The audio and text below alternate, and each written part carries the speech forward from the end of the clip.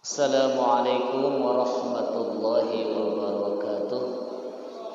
Alhamdulillah wa syukurillah wassalatu wassalamu ala rasulillah la nabiyya ba'dah. Qala an-nabiy sallallahu alaihi wasallam may yuridillahu bihi khairan yufaqihu fiddin. Barang siapa yang dikehendaki Allah menjadi orang yang baik, maka Allah akan memberikan kepahaman kepada dia tentang urusan agama.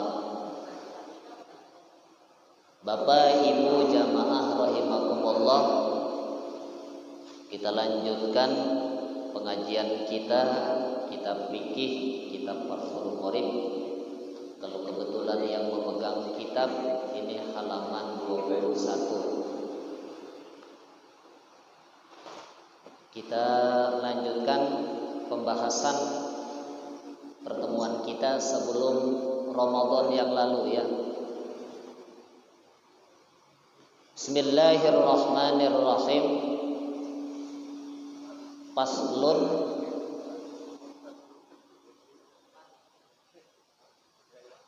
fima yata'allaqu bil mayyiti min ghuslihi wa takfinihi wassalati alaihi wa dafnihi. Pasal menjelaskan tentang hal-hal yang berhubungan dengan mayit atau dengan kematian ya, dengan orang-orang mati. Min ghuslihi, jangan dibaca ghusli. Kalau dibaca ghusli, ghainnya fathah itu membasuh. Tapi ghusli, ghainnya dhammah. Baik memandikan mayit, cara-cara memandikan mayit, wa takfinihi, mengkafankan, menyolatkan dan menguburkan mayit. Jadi dalam pasal ini diterangkan bagaimana kewajiban orang yang hidup terhadap mayit, bagaimana cara-cara mengurus mereka ya. Baik memandikannya, cara memandikan mayit laki-laki dan perempuan, cara mengkafankan mayit laki-laki dan perempuan, dan menyolatkan serta menguburkan. Wa yalzamu ala tariqi fardil kifayati fil mayyitil muslimi ghairil muhrimi wasyahidi. Wajib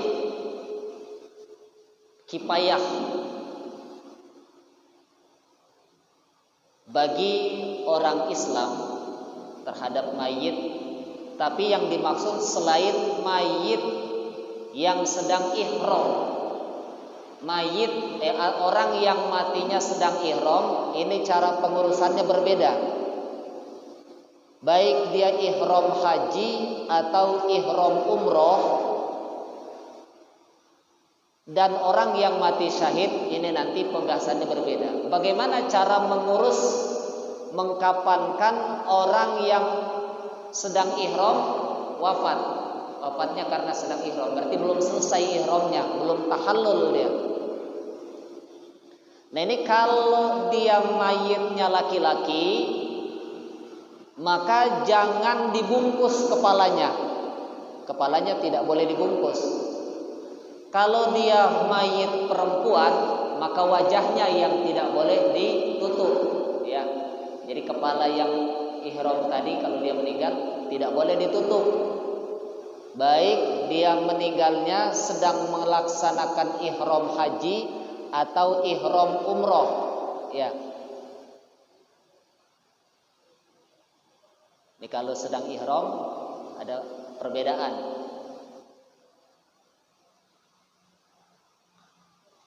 Ini jelasnya bukan di kita, ini prakteknya ya. Bukan di kita. Begitu orang-orang yang mati syahid, nanti akan dijelaskan di sini.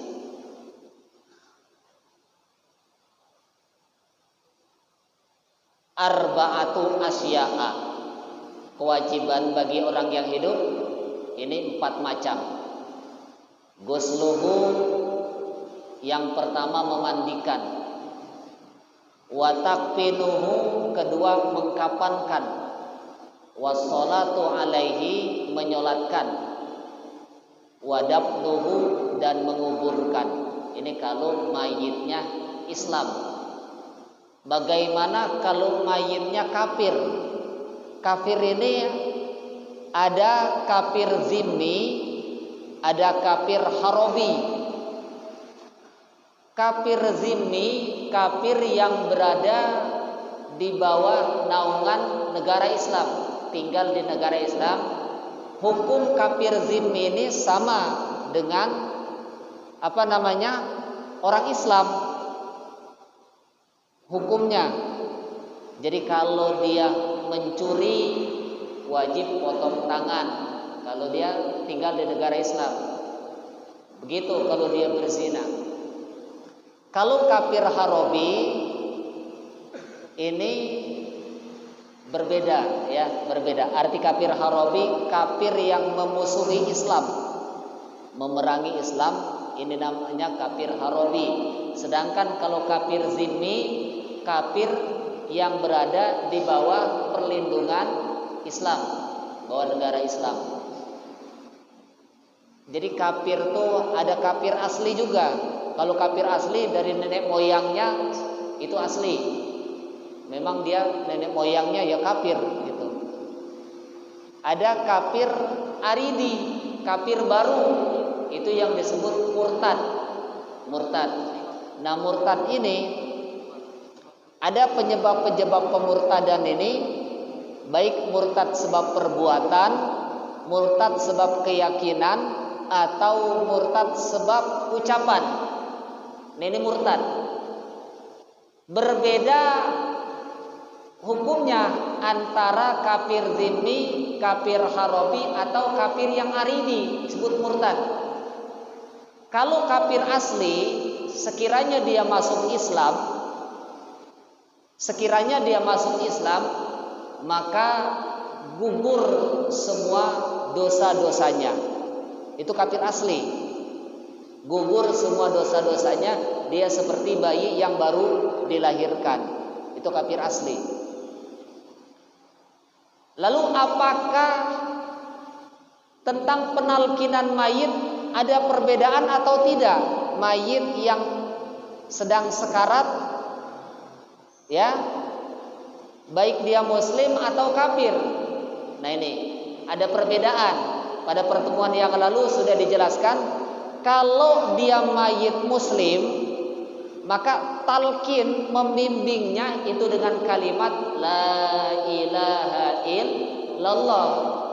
Tapi kalau dia mayitnya orang yang sedang sekaratnya tadi orang kafir, maka dia juga dibimbing, ditalqin, tapi dengan kalimat syahadatain, 2 kalimat syahadat. Baik orang tuanya, kerabatnya, atau tetangganya yang kafir sedang sekaratul maut, maka talqinlah dia dengan kalimat asyhadu an la ilaha illallah wa asyhadu anna muhammadar rasulullah. Supaya apa? Supaya mati dalam keadaan Islam, dalam keadaan beriman kepada Allah. Jika dia dalam sekarat tadi mengucapkan itu, maka dia Islam. Itu. Ini keuntungan bagi mereka. Ada juga yang seperti itu. Begitu orang yang murtad talqin. Cuma bedanya kalau orang yang murtad dalam keadaan murtadnya tetap wajib sholat, wajib puasa, tetapi sholat dan puasanya tidak sah. Orang kafir tidak wajib sholat, tidak wajib puasa. Kalau mereka sholat dan puasa tidak sah. Kenapa? Syaratnya harus Islam dulu. Syaratnya Islam harus mengucapkan 2 kalimat syahadat. Tidak wajib sholat. Kalau orang murtad wajib sholat, padahal dia kafir. Padahal dia sudah keluar dari Islam, tapi dalam keadaan murtadnya dia tetap wajib sholat, wajib puasa, tetapi tidak sah sholat dan puasanya. Kenapa? Dia tidak Islam. Dan sholat dan serta puasa serta kewajiban-kewajiban yang dia tinggalkan selama murtad, kalau dia Islam kembali wajib diqadha. Upama dia murtad 5 tahun. Baik murtadnya, sebab murtad itu ada 3. Pertama sebab keyakinan, hatinya membenarkan, oh Kristen itu benar. Hatinya membenarkan atau mengatakan itu agama yang dibenarkan. Upama hatinya ngomong kayak gitu, atau dia ragu dengan adanya Allah, atau macam-macam lah yang menyebabkan keyakinannya murtad. Atau pekerjaan, masuk ke dalam gereja, ke dalam kanisah, lalu ikut mempraktekkan cara-cara orang ibadah di sana. Ini murtad dengan pekerjaan. Atau dengan lisan, dengan ucapan. Ini penyebab murtad, ya, penyebab murtad. Nah, orang yang murtad ini tidak sama. Kalau diketahui murtadnya, tidak sama cara pengurusan jenazahnya dengan orang Islam, tidak sama. Dengan ucapan, murtadnya sebab ucapan, ya. Dengan ucapan ini murtad. Maka kalau terjadi hal-hal seperti ini, supaya amalan kita, karena orang yang murtad ini amalannya hapus. Sholat upama dia murtad umur 40 tahun, maka dari 40 tahun ke bawah sampai ke umur balik itu kebaikannya hapus, hilang semuanya. Sholatnya, puasanya habis semua amalannya, zakatnya hapus semuanya. Apa wajib diqadha? Tidak, cuma habis amalannya. Cuma dari 40 tahun sampai 45 dia murtad, 45 dia masuk Islam lagi. Nah, yang wajib diqadha salat yang dia tinggalkan, puasa yang dia tinggalkan, dan kewajiban-kewajiban dia tinggalkan dalam keadaan murtad tadi saja. 5 tahun wajib diqadha, salatnya berapa? Ya, puasanya. Padahal dalam keadaan murtad dia tetap wajib salat, wajib puasa. Kalaupun dia sholat dan puasa tidak sah, nanti setelah Islam dia wajib mengqadhanya kembali. Itu bedanya murtad dengan kafir asli, ya, dengan kafir asli. Murtad ini namanya kafir aridi, kafir jadi-jadian, kafir baru. Aridi ini baru, terjadinya baru. Maka kalau terjadi di hati kita timbul keraguan atau terpleset lidah, sabukul lisan, lidah kita tidak sengaja mengucapkan, atau hati kita membenarkan agama yang lain, mengatakan itu lebih baik segala macam, atau ikut mempraktekkan, maka buru-buru kita mengucapkan kalimat syahadat, asyhadu alla ilaha illallah wa asyhadu anna muhammadar rasulullah. Saya bertaubat dari segala perbuatan, atau dari segala keyakinan, atau dari segala ucapan yang menyebabkan murtad. Itu caranya. Maka masuk lagi imannya, amalannya tidak dihapus buru-buru. Bagaimana orang yang gila? Orang yang gila, apakah dia wajib sholat dan puasa? Lihat-lihat gilanya. Kalau dia gilanya dalam keadaan murtad, maka dalam keadaan gilanya tadi tetap wajib sholat dan puasa. Upama, ya, dia sebelum gila murtad, sebelum gila dia murtad, berarti gilanya dalam keadaan murtad. Sebelum gila dia murtad. Lain halnya begini, dia dalam keadaan gila melakukan hal-hal baik perbuatan, ucapan, atau keyakinan yang menyebabkan murtad, itu enggak. Tapi kalau dia sebelum gila sudah murtad, gila, kemudian murtad, kemudian dia gila, maka dalam keadaan gilanya tetap wajib sholat, wajib puasa. Artinya begini, nanti kalau dia sembuh, sholat yang dia tinggalkan dalam keadaan gila tadi itu wajib diqadha, puasa begitu juga. Kenapa? Ini alasannya tidak ada di sini, tapi di dalam kitab Al-Iqna. Dalam Iqna dikatakan li'anna man janna fi riddatihi murtadun fi jununihi.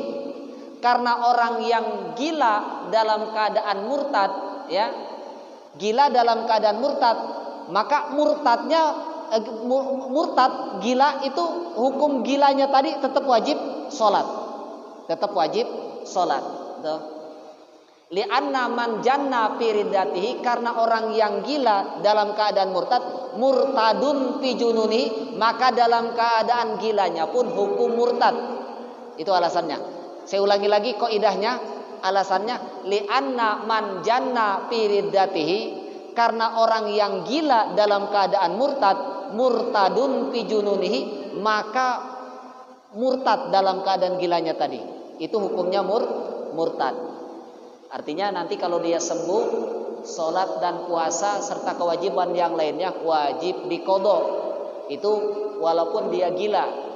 Lain halnya orang yang punya penyakit gila, orang yang gila tapi sebelumnya tidak melakukan hal-hal murtad, maka sholat dan puasanya tidak wajib diqadha. Gitu. Ini jadi lalu bagaimana orang yang seumur hidupnya tidak pernah sholat, tidak pernah puasa, tidak pernah melakukan kebaikan, tetapi hatinya membenarkan bahwa sholat wajib, puasa wajib. Dia hatinya meyakini minuman keras itu haram, minuman itu haram, minuman keras itu haram, tapi dia mempraktekkan. Hatinya tetap ingkar dengan minuman keras, hatinya tetap meyakini bahwa sholat wajib, puasa wajib, hatinya tetap, tapi dia melakukan. Ini namanya mukmin asi, mukmin yang berdosa. Nah ini tetap cara pengurusan jenazahnya sama umumnya muslim. Ya, kalau kita tahu walaupun dia tidak sholat, hatinya tetap meyakini sholat wajib, tapi dia tidak sholat, hatinya ingkar. Upama gini, guyonan, bahasanya main-main. Siapa bilang sholat wajib, siapa bilang puasa wajib, ini sudah murtad. Sudah murtad. Jadi penyebab pemurtadan itu banyak sekali. Seperti sengaja membuang kalimat Allah ke sampah. Ada kalimat Allah atau ayat Quran, satu penggal Quran, kita sengaja buang ke tempat sampah. Ini sengaja murtad. Karena apa? Istihza, menghinakan kalimat Allah. Atau ada ucapan tulisan assalamualaikum di undangan, ya, di undangan pernikahan, undangan hitanan. Lalu masih ada tulisan assalamualaikum. Kenapa? Assalam itu salah satu asma Allah. Assalam itu salah satu asma Allah. Sengaja kita buang ke tempat sampah, ini murtad. Murtad. Apalagi kita melihat di situ ada bismillahirrahmanirrahim. Kita buang surat undangan tadi ke tempat sampah. Ini murtad dengan pekerjaan.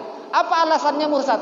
Karena istihza bi asma'illah, istihza bi kalimatillah, menghinakan, mengejek, merendahkan asma Allah, merendahkan kalimat bismillah. Itu sebab murtadnya. Ini murtad enggak sengaja kadang. Ya. Makanya adabnya di undangan itu enggak usah nulis assalamualaikum. Enggak usah nulis bismillahirrahmanirrahim, karena khawatir dibuang ke tempat sampah. Gitu, ke tempat sampah. Bahkan jangankan satu kalimat, satu huruf kalau kita meyakini itu kalimat Quran, satu huruf kalau kita meyakini, ini kan huruf Arab itu Ada huruf Quran, ada huruf biasa kan sama kan?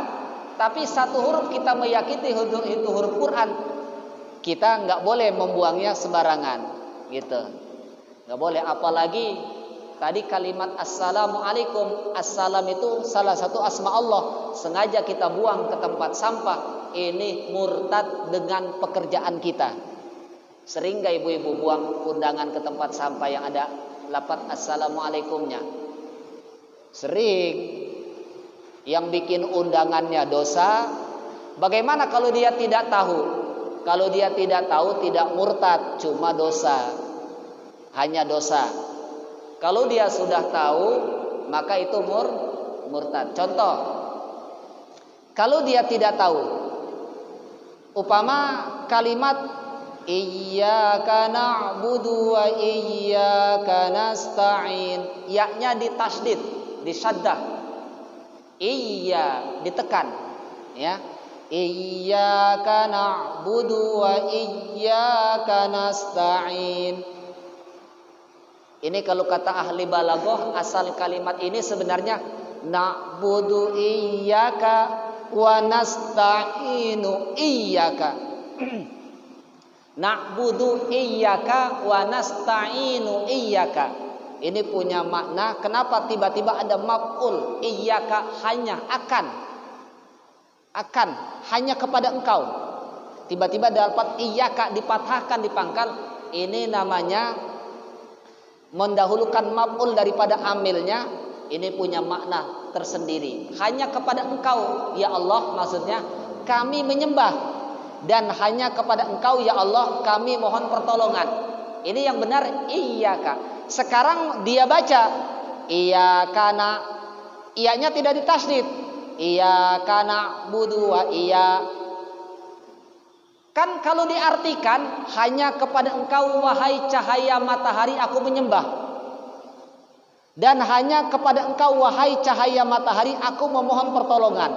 Itu kalau dibaca iyyaka na'budu wa iyyaka nasta'in, maka wajib ditekan. Sekarang dia sudah tahu artinya seperti itu, dia baca, itu murtad. Bagaimana kalau dia tidak tahu? Dosa. Dosa. Kalau dia sudah tahu, maka wajib bacanya ditekan tadi. Ya-nya ditasydidkan. Iyyaka na'budu wa iyyaka nasta'in.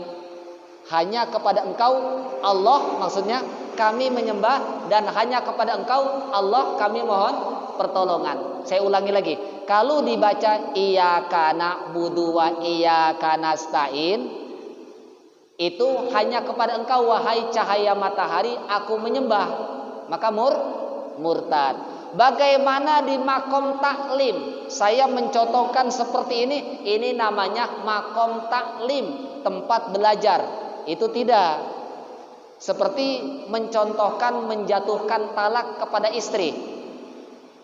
Kebetulan nama istrinya Fatimah atau Zainab, dia contohkan, wahai Fatimah aku talak engkau. Nyontohkan di makom taklim, itu tidak jatuh talak. Tidak jatuh talak. Tapi di luar makom taklim, seperti tadi mengucapkan tadi kita sendiri, atau di luar makom taklim kita mengucapkan seperti tadi, kita tahu bahwa itu murtad, maka diucapkan sama kita jadi murtad perbuatan kita. Nah, kalau terang-terangan dia murtad, maka cara pengurusan jenazahnya tidak sama dengan orang Islam. Tuh. Tadi istihza, guyonan sama temannya. Siapa bilang sholat wajib? Buktinya orang yang sholat aja nggak pernah kaya. Nah, guyonan itu murtad, menghinakan sesuatu yang diwajibkan. Jadi kewajiban itu ada yang wajib qat'i. Wajib qat'i, wajibnya pasti. Ada sumber-sumber hukumnya Quran. Ya. Dasar hukumnya Al-Quran dan Sunnah. Ini wajibnya qat'i, pasti. Ada wajib tuh aridi, wajibnya baru ada.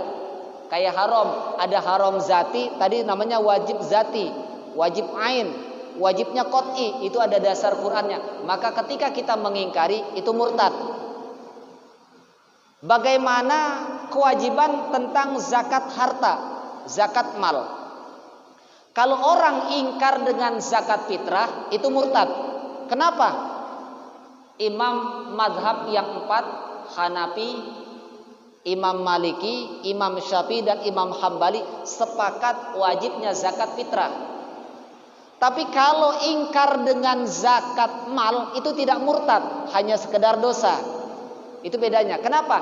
Tidak sepakat imam madhab ini, 4 imam madhab tidak sepakat wajibnya zakat mal. 3 imam madhab mewajibkan, 1 tidak, ya, tidak mewajibkan, maka tidak murtad.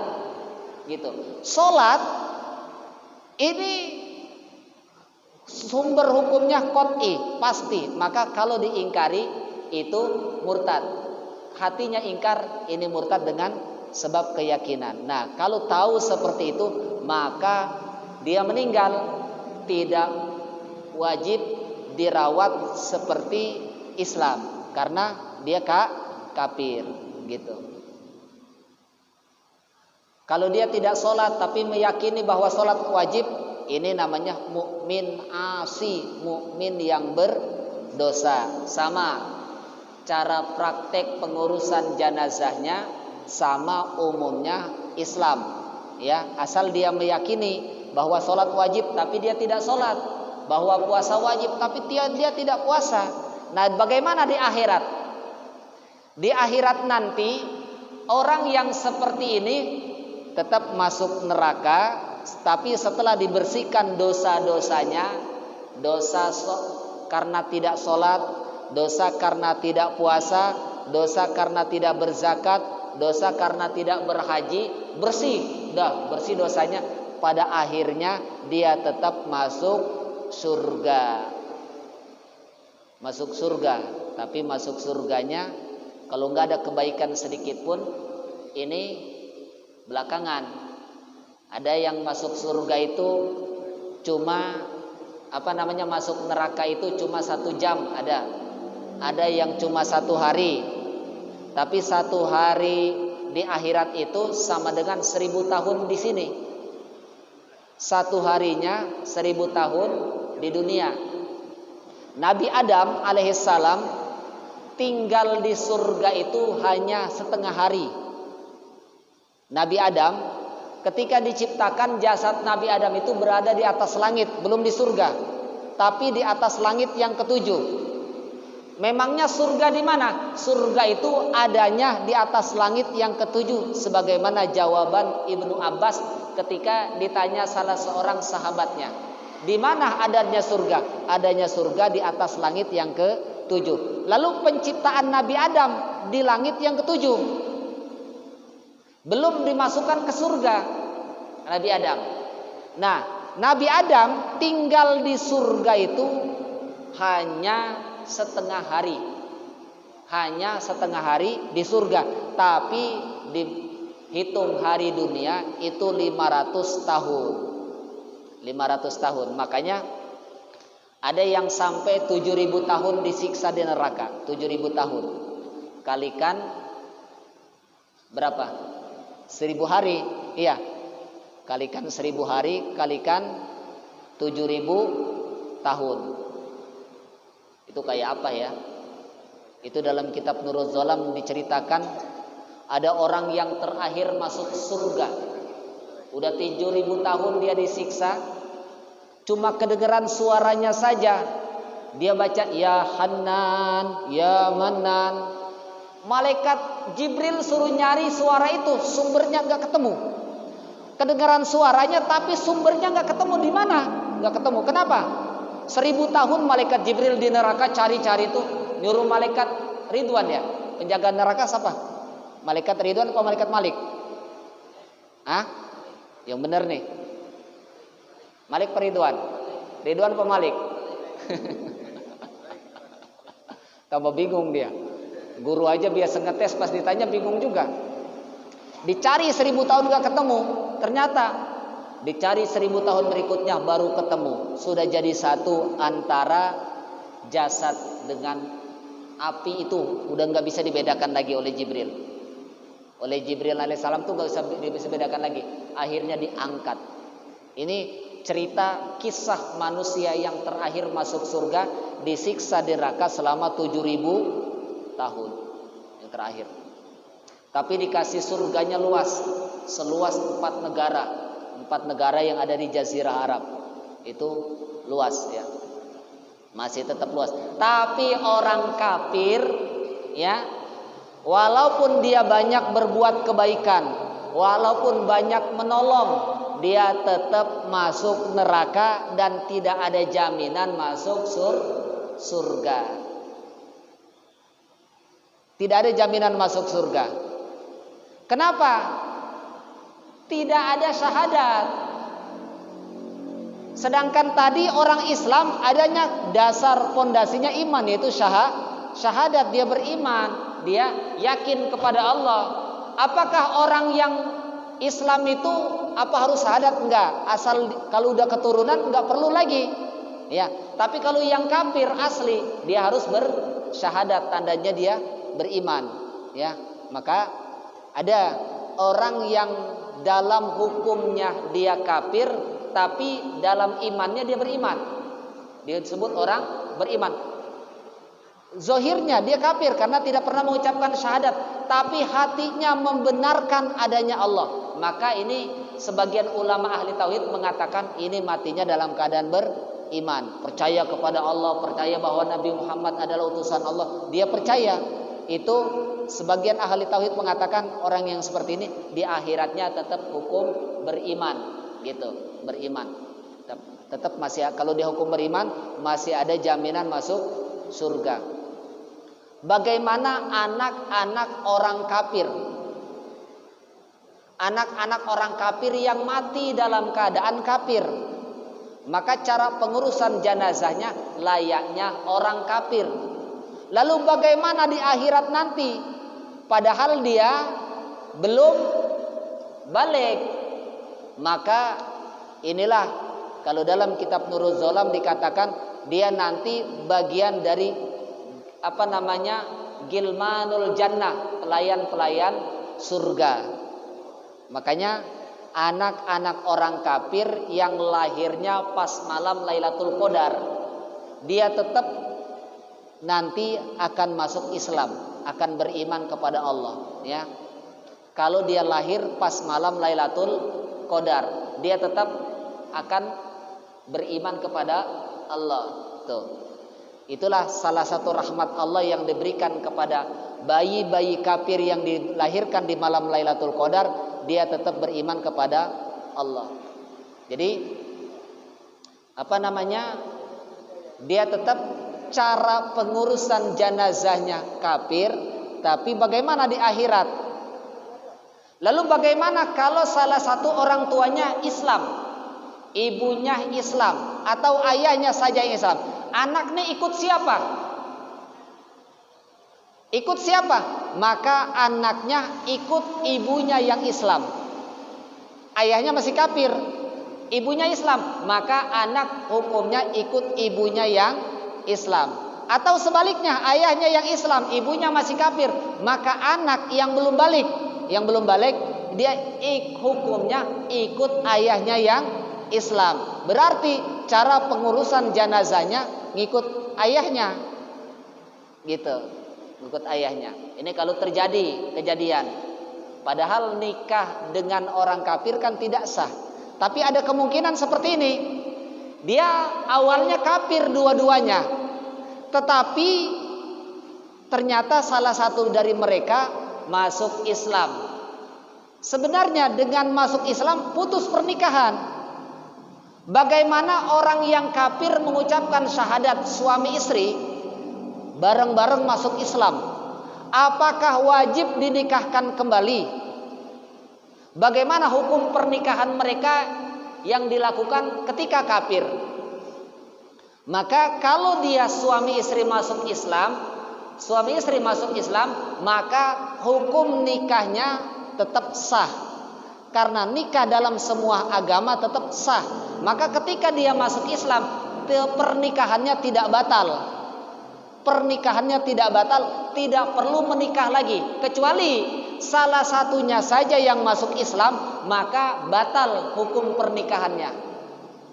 Sama orang murtad. Orang yang murtad secara otomatis batal pernikahannya. Walaupun dia statusnya suami istri. Suami istri, upama suaminya melakukan hal-hal yang murtad, menghalalkan minuman keras, kan murtad. Dia ingkar, siapa bilang khamr halal? Siapa bilang khamr haram? Ya, dia nggak percaya itu murtad. Maka hukum suami istrinya batal. Artinya walaupun secara negara masih diakui suami istri, tetapi menurut hukum itu sudah batal pernikahannya, bukan istrinya lagi. Maka inilah yang dikhawatirkan dari sebab minuman keras. Khawatir dia dalam keadaan mabuk mengucapkan kata-kata yang menyebabkan murtad, dalam keadaan tidak sadar, atau menjatuhkan talak kepada istrinya. Dalam keadaan mabuk dia ceraikan istrinya, jatuh talaknya, jatuh, ya, hukum talaknya tetap jatuh. Lalu setelah dia mengucapkan talak tadi, padahal dia tidak ngerti apa yang dia ucapkan, dia gauli istrinya, maka itu zina dengan istrinya, sama dengan berzina dengan istrinya. Maka kalau terjadi kata-kata yang menyebabkan talak, upama baik talaknya talak soreh atau talak kinayah. Talak itu ada dua.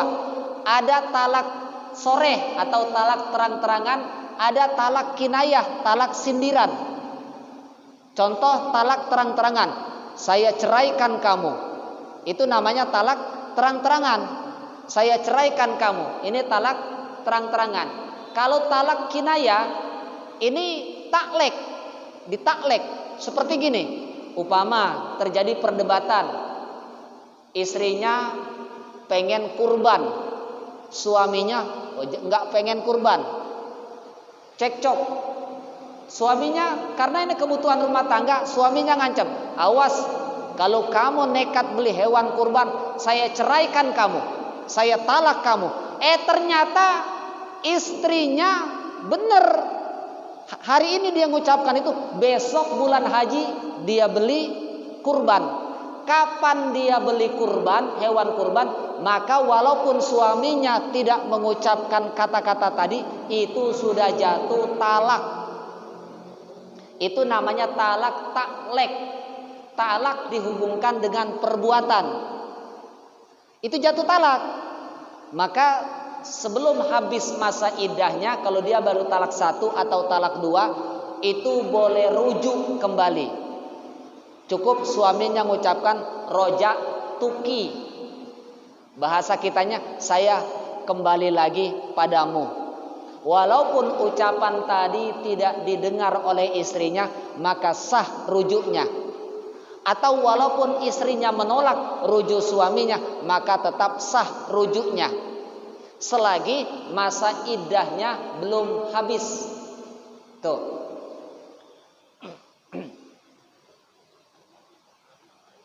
Lanjut ya. Ini baru satu baris kita baca nih.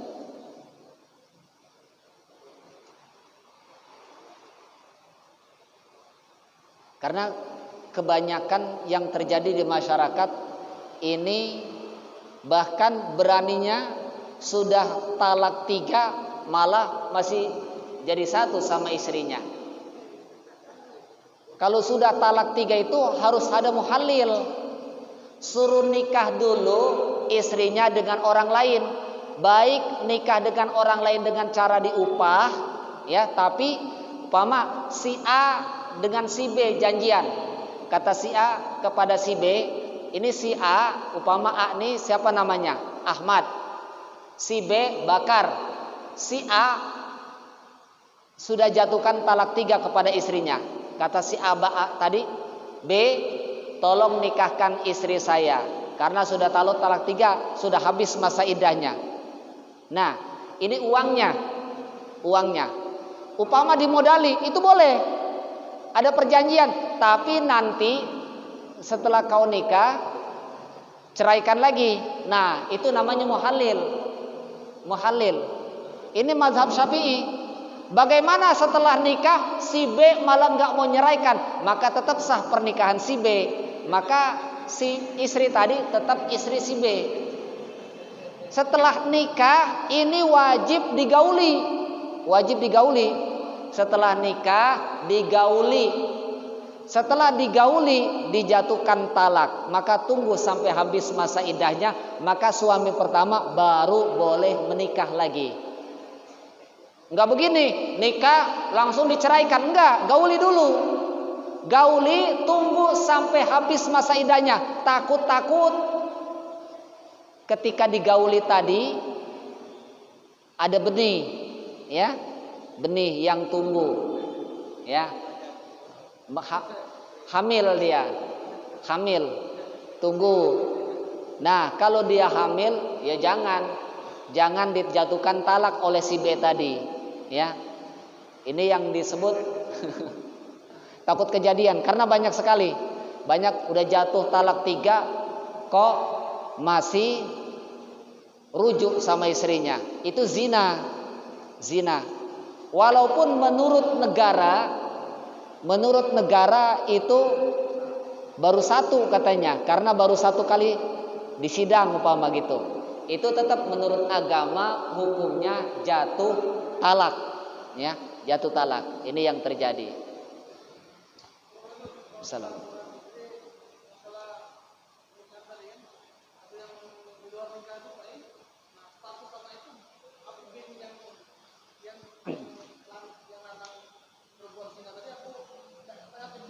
Ya. Status anak yang lahir di luar pernikahan. Begini, status anak yang lahir di luar pernikahan, kalau istri tadi si perempuannya tidak dinikahi, maka binnya kepada si ibu. Wali hakimnya nanti wali nikahnya hakim, Pak KUA. Kalau ibunya tidak dinikahi, maka ayah biologisnya boleh menikah dengan putrinya tadi. Ayah biologisnya boleh menikah dengan putrinya sendiri. Kalau ibunya tidak dinikahi, boleh dinikahi putrinya sendiri selagi ibunya tidak dinikahi. Kenapa? Dia melakukan hubungan di luar nikah. Tuh, kalau ibunya dinikahi, begini. Ada beberapa pendapat. Kalau dia nikah, baik yang menikahi orang yang menzinahinya atau orang lain. Kalau menikah mulai menikah sampai ke lahir tadi ada ukuran 6 bulan, maka nasabnya kepada ayah yang menikah.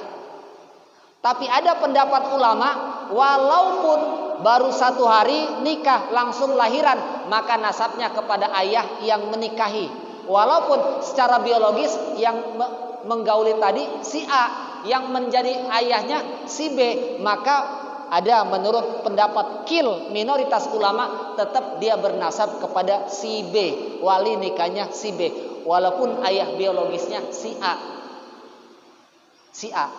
Nah, si A yang tadi upama tidak menikah dengan ibunya, maka boleh dia nikah dengan putrinya. Maka dia jadi menantu si B, gitu.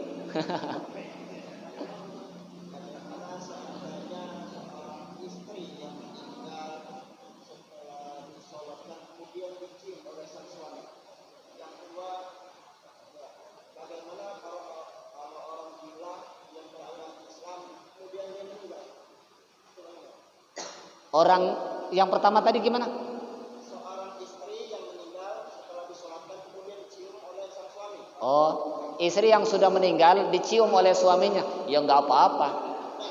Setelah disolatkan. Iya, nggak apa-apa. Kalau wudunya mungkin maksudnya ya, batal wudunya, yang batal wudunya suaminya. Wudu mayit tidak batal. Wudunya mayit tidak batal. Wudunya tidak batal. Tapi yang hidup menyentuh mayit itu batal wudunya. Dicium nggak apa-apa. sekedar nyium, ya, sekedar nyium. Yang kedua, orang gila meninggal. Kalau dia meninggalnya tidak dalam keadaan murtad, maka dia tetap muslim, Islam. Awalnya Islam, orang tuanya Islam, dari kecil dia udah gila, maka dia tetap. Ini kalau dia dari kecil sudah gila, maka gugur kewajiban. Sama seperti orang yang tidak punya mata, tidak mendengar, tidak melihat, maka gugur kewajiban bagi mereka. Orang gila, ya, sama seperti mereka, gugur kewajiban. Lalu bernasabnya kepada siapa? Kalau ayahnya muslim, maka perawatannya muslim, perawatannya Islam. Atau salah satunya tadi, ibunya saja yang Islam, ayahnya kafir, maka ibu ikut kepada ibunya, dia dirawat layaknya Islam. Maka hukum di akhirat dia beriman, tidak ada siksa malah. Begitu orang yang lahir dalam keadaan tidak mendengar, tidak melihat, maka gugur kewajiban. Tidak wajib sholat, tidak wajib puasa, gugur kewajiban yang lain. Tapi kalau dia mendengar, tidak bisa melihat, maka masih ada kewajiban. Kenapa? Telinganya masih bisa mendengar, sampaian hukum kepada mereka. Atau tidak mendengar tapi matanya melihat, maka tetap wajib. Kalau dua-duanya sudah tidak mendengar, matanya buta juga, ya, maka gugur semua kewajiban. Tidak wajib sholat, tidak wajib puasa. Bagaimana dia mau melihat orang sholat? Bagaimana dia mau mendengar kata-kata iman yang disampaikan kepada mereka, padahal telinganya tidak melihat? Maka gugur semua kewajiban. Tuh. Maka kalau nggak mau sholat, nggak mau puasa, buta juga tuli sejak lahir, tapi sejak lahir.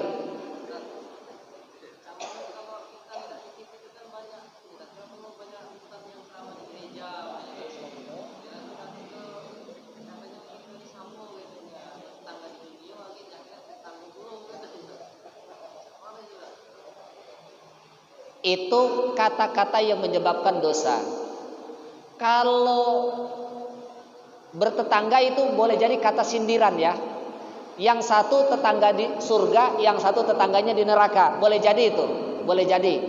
Tapi kalau dia benar-benar mengucapkan itu, ya, bahwa dia boleh jadi, kalau menurut saya itu kata-kata sindiran. Kata-kata sindiran. Jadi kita ini bertetangga, sekedar bertetangga. Kan bertetangga melakukan, jangankan bertetangga, melakukan jual beli dengan orang kafir tetap sah. Dengan orang kafir tetap sah. Apalagi sekedar bertetangga. Ada kemungkinan bahasa tadi, bahasa sindiran. Kita ini bertetangga di surga, di akhirat nanti bertetangga. Cuma saya tinggalnya di surga, kamu tinggalnya di neraka. Dakwah boleh di mana aja. Dakwah, ya, boleh kalau sanggup. Kalau nggak sanggup ya jangan, ya. Itu ada kemungkinan kata-kata sindiran. Kata-kata sindiran. Kita bertetangga di dunia, juga bertetangga di akhirat. Cuma beda tempat. Saya dengan kamu satu nenek moyang, cuma beda nasab, beda nasib. Beda nasab, beda nasib. Nasabnya beda, nasibnya juga beda. Beda. Tetangga, ya. Itu ada kemungkinan kata-kata sindiran, ya, kata-kata sindiran. Cuma beda tempat. Saya tempatnya di surga, kamu tempatnya di neraka. Kalau tidak beriman, gitu. Ada kemungkinan seperti itu, ya. Jadi kita tidak bisa, karena menghukumi orang Islam kafir itu jadi kafir kitanya. Ini saja, ya. Mudah-mudahan bermanfaat. Insyaallah kita lanjutkan lagi tentang sholat jenazah ini, ya. Mudah-mudahan bermanfaat. Assalamualaikum warahmatullahi wabarakatuh.